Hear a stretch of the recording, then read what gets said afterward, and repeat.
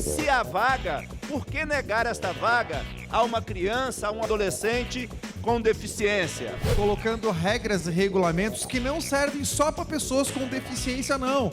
Basta ler o artigo 7º da proposta. Vai fazer com que escolas tenham que aceitar qualquer tipo de aluno. Às vezes um aluno que o pai está no SPC. Basta que justifique quando não houver a possibilidade de acolher aquele estudante.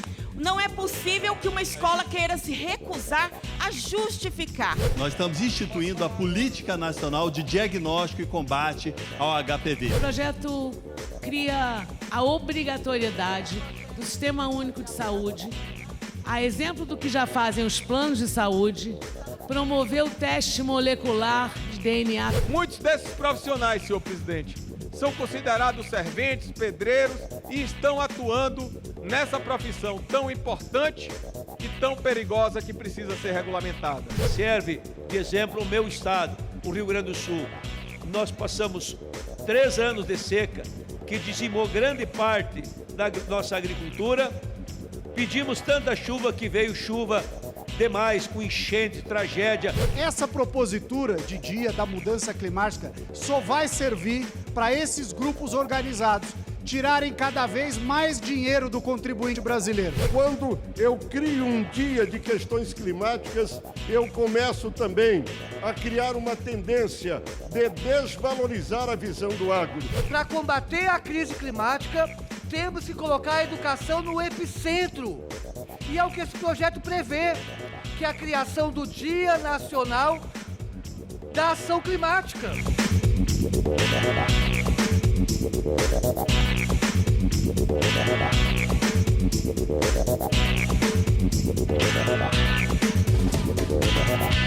Os debates da semana se iniciaram com um projeto de lei que penaliza a instituição de ensino que recusa sem justificativa a matrícula de alunos, principalmente com deficiência.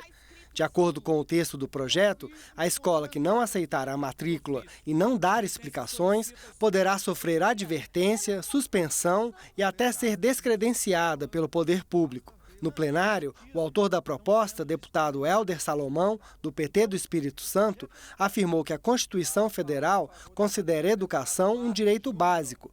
No entanto, a legislação é omissa em relação às sanções para quem não respeita esse direito. Se há vaga, por que negar esta vaga a uma criança, a um adolescente com deficiência?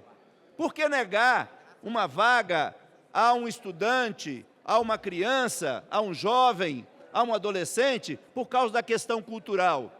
Esses são os principais motivos da negação de matrícula em muitos estabelecimentos de ensino. Embora eu quero aqui fazer justiça, que essa não é uma prática de todos os estabelecimentos de ensino no país. Muitos já trabalham na perspectiva da inclusão. No plenário, deputados da oposição solicitaram modificações no texto, pois da maneira como foi apresentado, fica evidenciada uma interferência indevida na iniciativa privada. Vai fazer com que escolas tenham que aceitar qualquer tipo de aluno. Às vezes um aluno que o pai está no SPC, um aluno que tem problemas pretéritos em outras escolas, e é direito da escola não aceitar esse aluno. Quando se trata de aluno com deficiência, aí é uma outra conversa. Não podemos abrir o leque dessa forma, fazendo uma interferência, como está sendo feita na iniciativa privada, e que inclusive vai fazer com que haja o fechamento de escolas e diminua a oferta de vagas nas escolas. E agora, setor público não faz a parte deles e quer interferir também no setor privado, que é uma válvula de escape para que, ainda que poucas pessoas tenham acesso a uma educação, colocando regras e regulamentos que não servem só para pessoas com deficiência, não. Basta ler o artigo 7º da proposta. Dificulta, encarece, fazendo com que essas escolas, no fim das contas, não existam. A relatora da proposta, deputada delegada Adriana Corse, explicou que uma das intenções do projeto é fazer com que as instituições de ensino justifiquem a recusa da matrícula. esta casa não pode passar uma vergonha dessa e votar contra um projeto que quer garantir o acesso de todas as crianças, adolescentes, todas as pessoas que quiserem estudar ao ensino público e privado. Basta que justifique quando não houver a possibilidade de acolher aquele estudante. Não é possível que uma escola queira se recusar a justificar.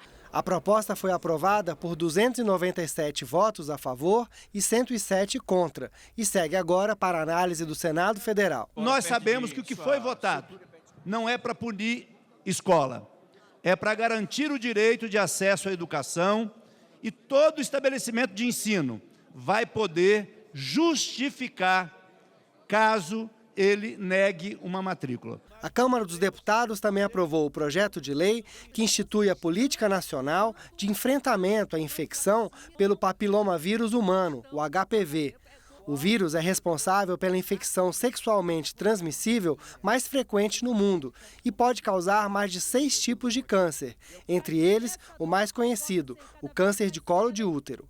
O deputado Wellington Prado, do Solidariedade de Minas Gerais, é um dos autores da proposta. Nós estamos instituindo a Política Nacional de Diagnóstico e Combate ao HPV. Para se ter uma ideia, 18 mulheres morrem por dia, né, de HPV. É um dos tipos de câncer, é o segundo que mais mata as nossas mulheres. E nós podemos erradicar, salvar a vida das nossas mulheres. E essa política é fundamental, não só das nossas mulheres, mas dos nossos homens também. Vários outros tipos de câncer, como o câncer de garganta, o câncer de pênis. Então, o projeto, assim, realmente fundamental. A deputada Laura Carneiro, coautora da proposta, afirmou que a vacina é a forma mais segura e eficaz de proteção.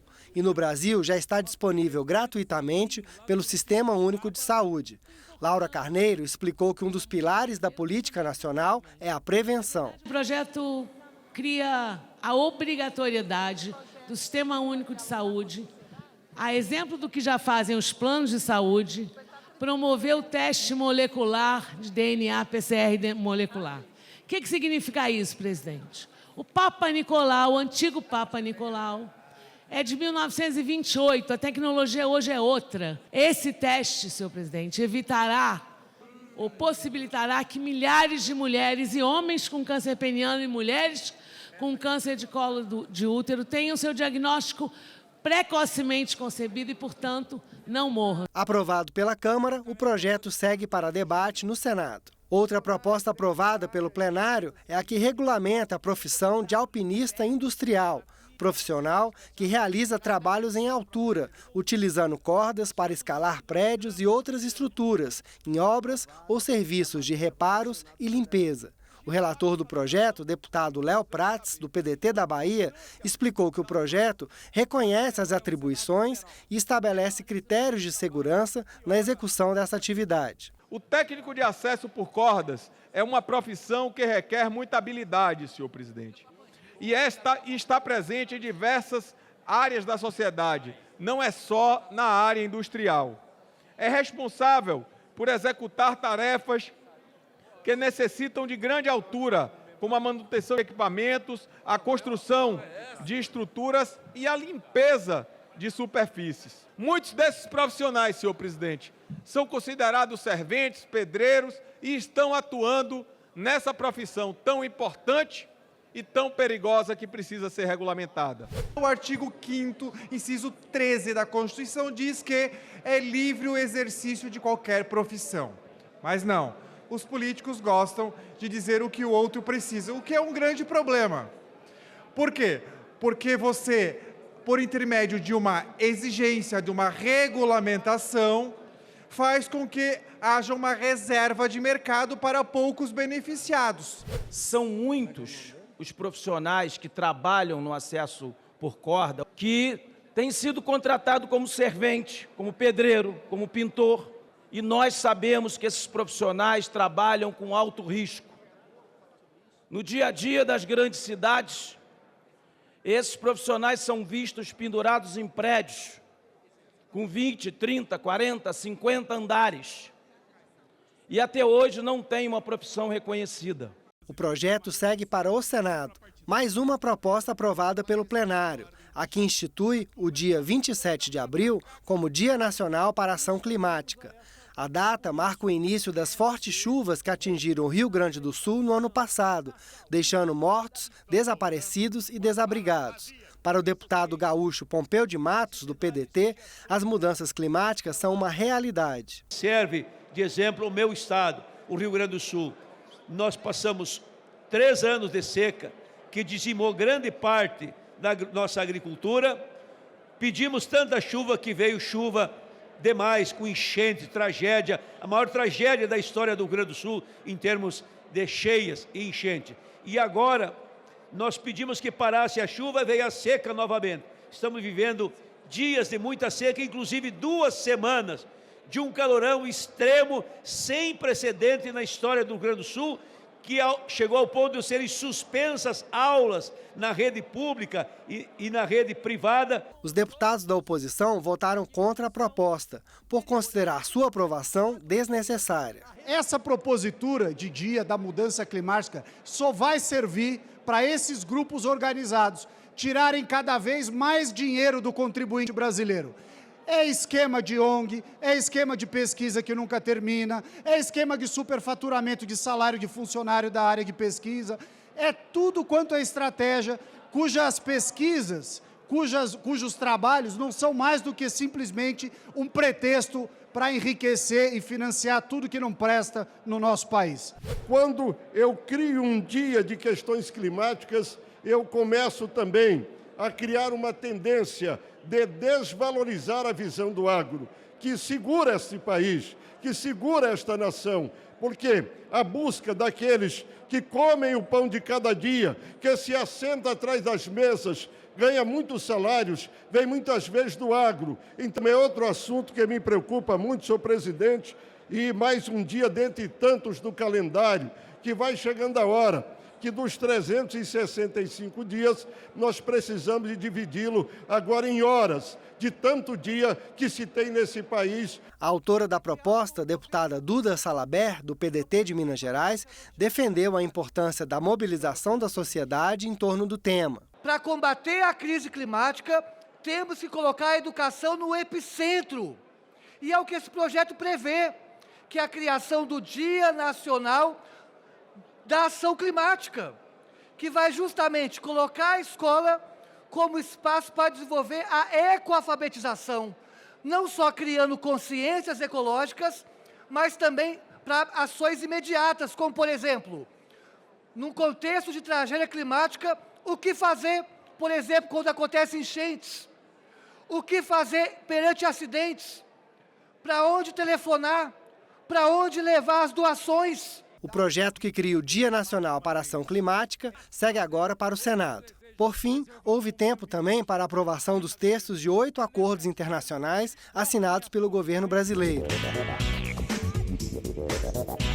Temas de interesse nacional, debates em plenário, as reações e propostas dos deputados, fatos e opiniões. A população não está conseguindo mais comprar nada. Situação dificílima. O cafezinho da manhã, o pão, o arroz, o feijão, o óleo, o azeite. A população sequer pode fazer uma cesta básica para suprir a sua primeira necessidade, que é a alimentação. Situação muito difícil do povo brasileiro e eu peço atenção no Congresso Nacional. Por quais motivos? A tragédia no Rio Grande do Sul. O Rio Grande do Sul, deputado Ivan, é um grande produtor de alimentos no país, o maior produtor de arroz. Teve por causa da seca, teve por causa do dólar. E aí vem a boa notícia. A inflação agora de janeiro foi de 0,16. A menor inflação desde 1994.